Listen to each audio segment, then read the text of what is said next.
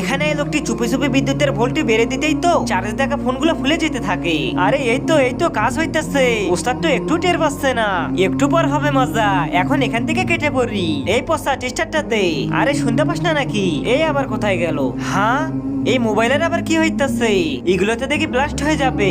ওই পচা পচা কই তুই? ওই পচা মোবাইলের সব কি হইতাছে? কেন ওস্তাদ কি হইতাছে?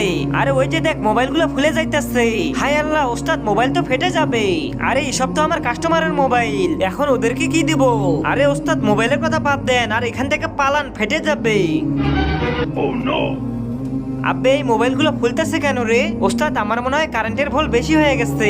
আরে আমি তো মোবাইল চার্জেই দেইনি। তুই কি চার্জে দিয়েছিলিস? আরে ওস্তাদ আমি কেন দেবো? আমি তো পিছনে ঝাড়ু দিচ্ছিলাম। হ্যালো ভাইজান আমার মোবাইল কি ঠিক হয়েছে? আরে এরা আবার কোথায় মারা গেল? আরে এই পাগল তো দেখি ভেতরে চলে গেল। এখন কি হবে? ওস্তাদ চিন্তা করিয়েন না, আমি কিন্তু অনেক ভালো কাজ